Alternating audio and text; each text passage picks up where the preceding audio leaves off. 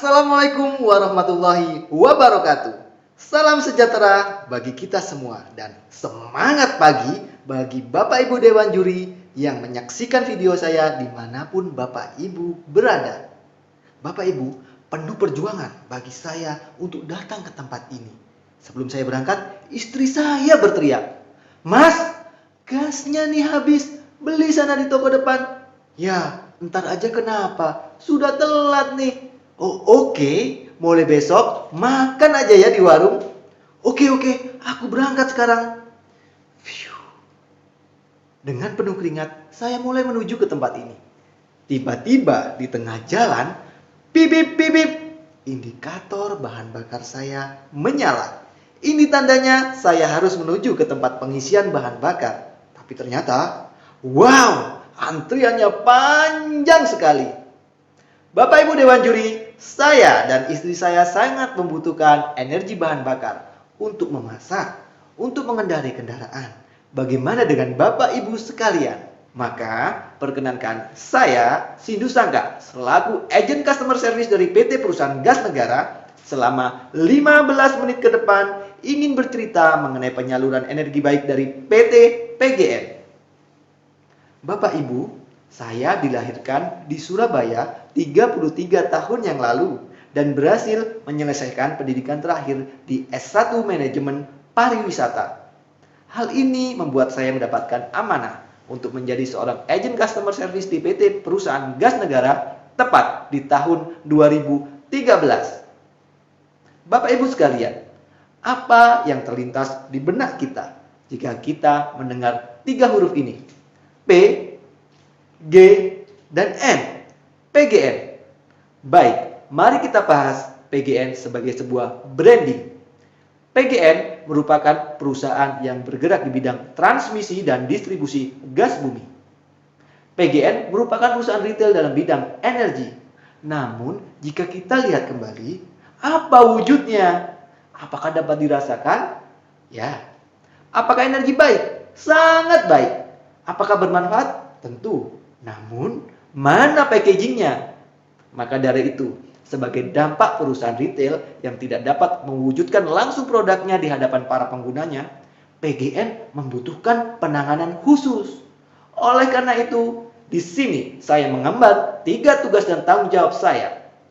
Tugas dan tanggung jawab saya yang pertama adalah bagaimana saya mewujudkan makhluk fosil yang hidup jutaan tahun yang lalu dan tertanam ribuan meter di bawah tanah untuk muncul ke permukaan sehingga bermanfaat bagi kehidupan masyarakat. Tugas saya ini saya wujudkan berupa pelayanan informasi dan penanganan keluhan.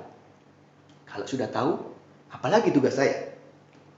Tentu secara resmi menjadikan calon pelanggan PGN menjadi resmi untuk berlangganan gas di PT Perusahaan Gas Negara.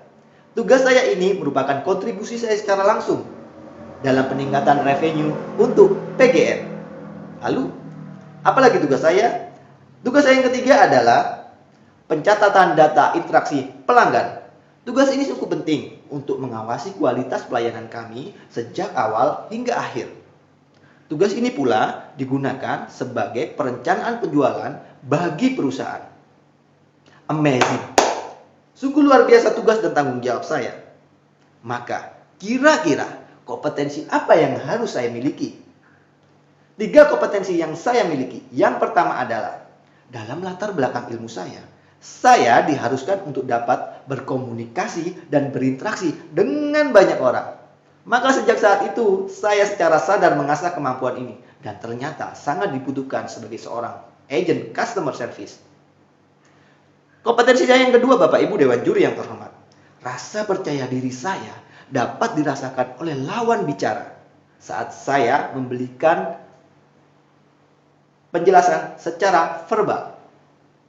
Ini karena saya terus berlatih teknik menyajikan presentasi yang efektif. Dengan kemampuan saya ini, saya berhasil menjadi agen terbaik dalam mengakuisisi pelanggan untuk PGN. Tidak kurang dari 100 pelanggan secara resmi menjadi pelanggan kami setiap bulannya. Kompetensi saya yang ketiga, Bapak Ibu Dewan Juri yang terhormat. Tidak mudah menumbuhkan rasa empati. Namun saya menyadari bahwa kemampuan ini sangat dibutuhkan untuk memberikan pelayanan secara total dan menyeluruh. Saya melatihnya dengan bersyukur tentang apa yang saya miliki, keluarga, pekerjaan, dan kemampuan lain yang tidak terhitung jumlahnya. Bapak Ibu Dewan Juri, sebuah pengalaman pelayanan, satu peristiwa yang sedang marak terjadi, dirasakan oleh pelanggan PT Perusahaan Gas Negara Area Sidoarjo, yaitu sebuah keterpaksaan menggunakan alat ukur mandiri untuk mengetahui jumlah gas yang dikonsumsi. Program ini sebenarnya sudah diluncurkan oleh PGN jauh sebelum COVID-19 datang mengintai. Catat meter mandiri atau biasa disingkat dengan CMM. Program ini memudahkan pelanggan untuk dapat mengetahui dan melaporkan jumlah pemakaian gasnya setiap bulan. Program ini sebenarnya adalah niat baik kami.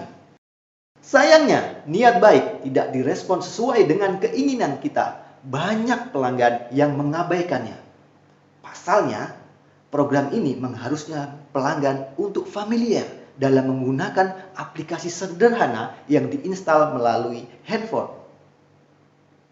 Hal ini sangat dihindari oleh pelanggan rumah tangga PT Perusahaan Gas Negara yang memiliki usia di atas 50 tahun. Di masa COVID-19 ini, tidak ada jalan lain kecuali menggunakan CMM.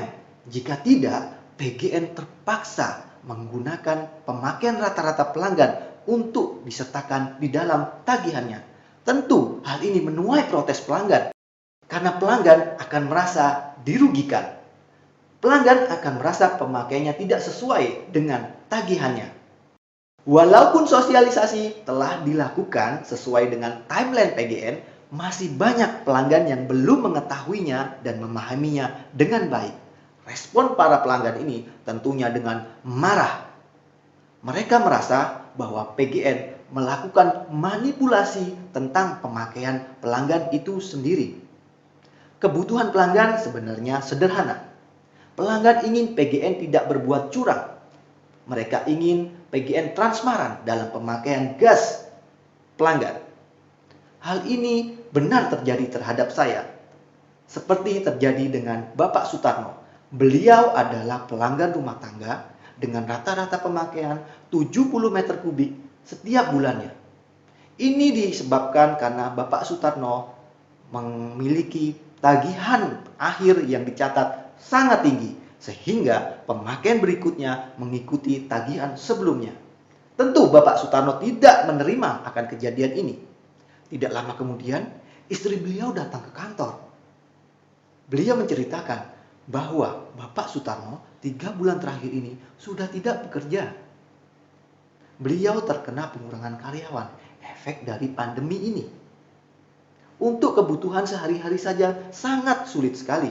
Bagaimana membayar tagihan langganan gas yang sangat tinggi?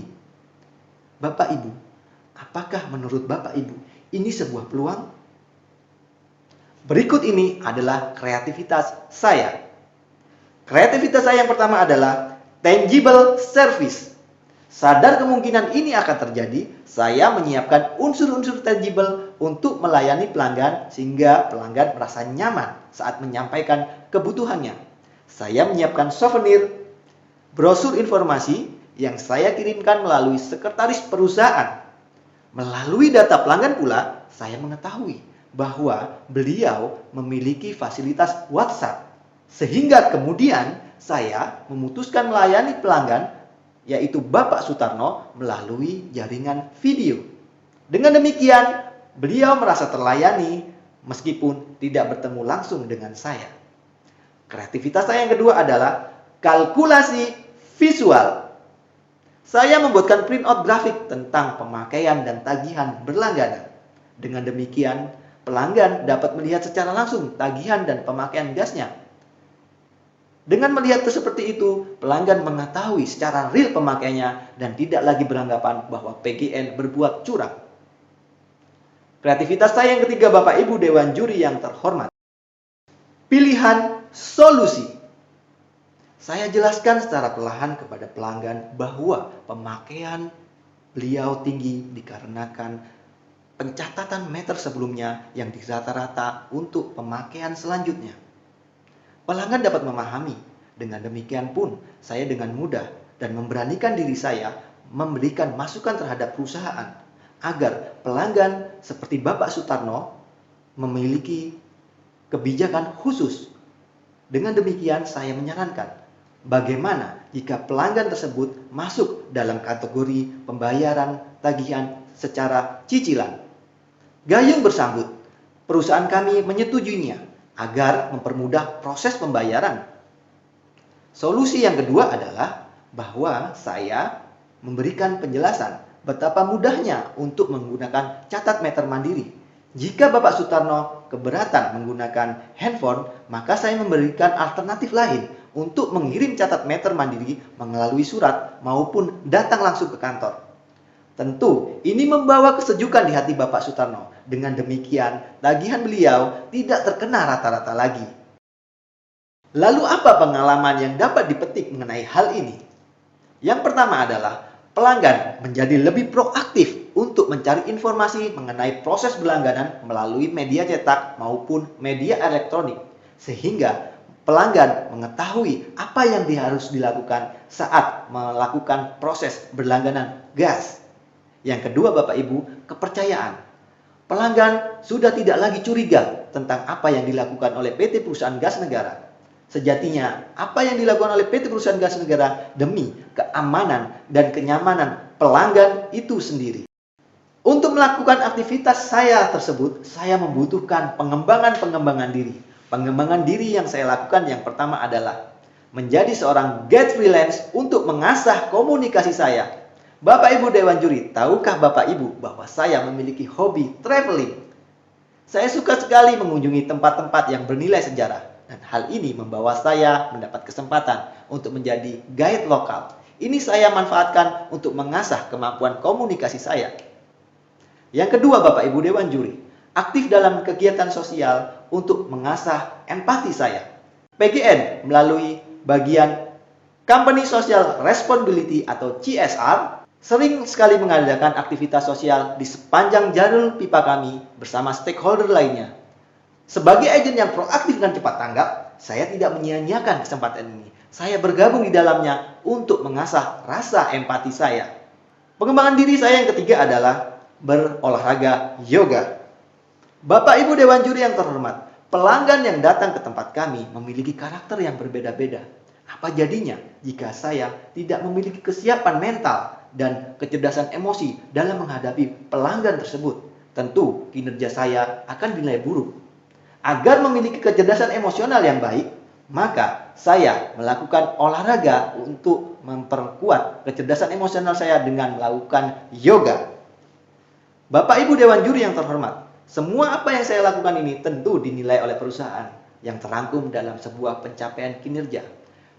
Pencapaian kinerja saya mencakup mengenai waktu pelayanan, jumlah pelayanan, jumlah kehadiran, dan kualitas pelayanan. Semua indikatornya mencapai 100%. Namun di bulan September ini jumlah kehadiran saya menurun karena saya diharuskan untuk berlatih menghadapi ajang terhebat di 2020 ini, yaitu Agent The Best Contact Center Indonesia. Bapak Ibu Dewan Juri yang terhormat, menjadi customer service adalah menjadi agent yang berada di lini terdepan perusahaan. Maka motivasi saya yang pertama adalah bagaimana saya dapat membawa citra perusahaan terdapat di urutan teratas dalam penyediaan infrastruktur gas bumi.